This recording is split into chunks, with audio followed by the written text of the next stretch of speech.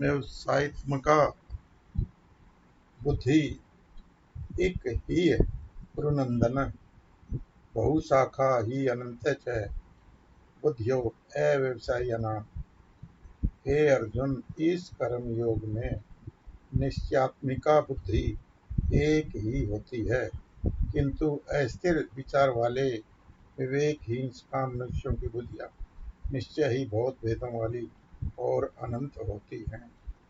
याम इमाम पुष्पिताम वाचम परवदंती अविचित वेदवादरतः पार्थ न अन्यत् अस्ति इति वादिनः कामा आत्मनः स्वर्गपरा जन्म कर्म फल प्रदान क्रिया विशेष बहुलाम भोगई ऐश्वर्य गतिम प्रति भोगई ऐश्वर्य प्रसक्ता नाम तया अपृच्छेत्साम व्यवसायत्मका बुद्धि माधव न विद्यते है।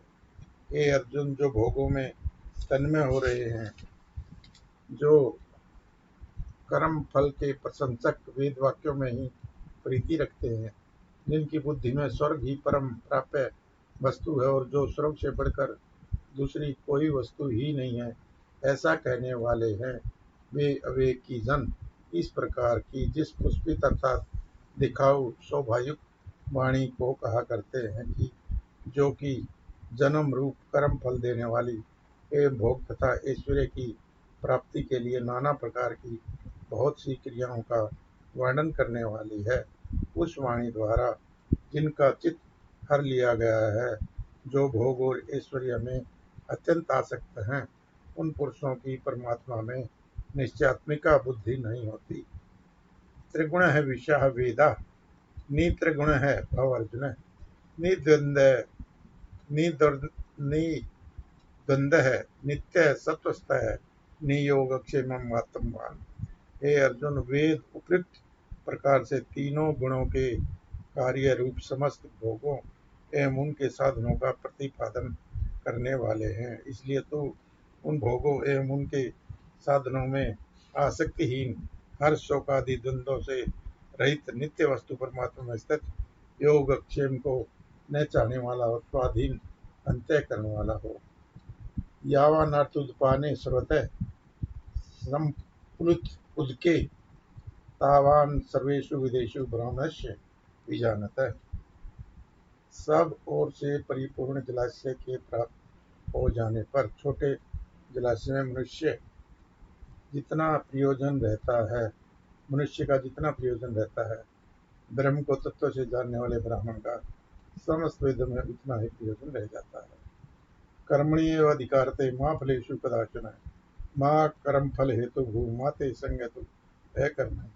तेरा कर्म करने में ही अधिकार है, उसके फलों में कभी नहीं, इसलिए तू कर्मों के फल का हेतु मत हो और तथा तेरी कर्म न करने में भी आसक्ति न हो। योगस्थ कुरु कर्माणु संगम त्यक्त्वा धनंजय सिद्धि असिद्धि समय भूत्वा समत्वम योगे युज्यते।